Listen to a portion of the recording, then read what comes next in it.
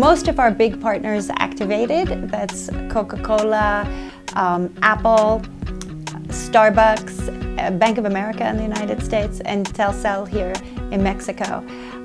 Telcel for the month of November had a retail promotion for Red, and then they had a big race yesterday, which is why I'm here. I ran, and it was terrific to see all the Red branding and everybody learning more about the cause. There were big videos all along explaining where we are in the fight against AIDS. But worldwide, with the global partners, Apple turned all their stores red for the day, which meant that anything you bought in an Apple store or online, or Beats product, because Apple's just recently taken over Beats, a percentage went to the Global Fund to fight AIDS. Bank of America did a program with Nike that every step you took was one step closer to ending AIDS, and so you could track your steps.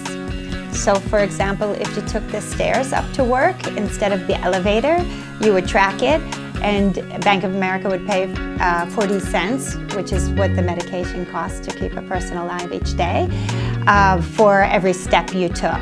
And so they calculated all the steps, and at the day after World AIDS Day, presented Red with a check for $6 million. Coca-Cola did a fantastic program where they talked about the sound. What does it sound like to have an AIDS-free generation? And they were geared much more to youth, and so they did a big sweepstakes with Avicii, Wyclef, U2, Bono did a experience where you get to try to get his guitar and meeting backstage. Group One Republic said that you could go on their bus and they would write a song with you. And Queen found recordings from Freddie Mercury that was so beautiful. It's a song called Let Me In Your Heart Again.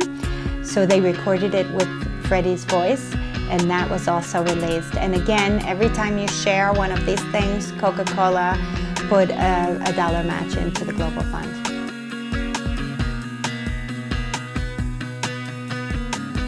And it's two ways. One is we have partners meetings where the creatives in these companies, the head of marketing, not the head of philanthropy.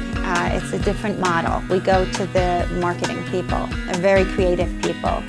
And the gestalt or the DNA of Red is to have the most creative people working for the poorest of the poor, right? So to have their minds, whether it be artists, musicians, chefs, come up with interesting things to tap into people's passions.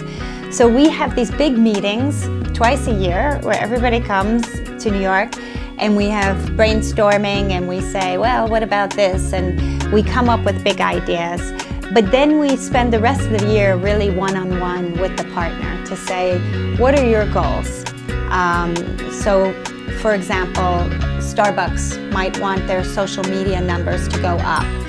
Then we'll do a campaign where you just go into Starbucks and you check in that you're there on a group called Foursquare, and then they will spend $1 to the Global Fund. So in a very short period of time, their social media goes up. We get money to go to the Global Fund. Everybody, when you're in Starbucks, you want to buy the coffee because you smell it.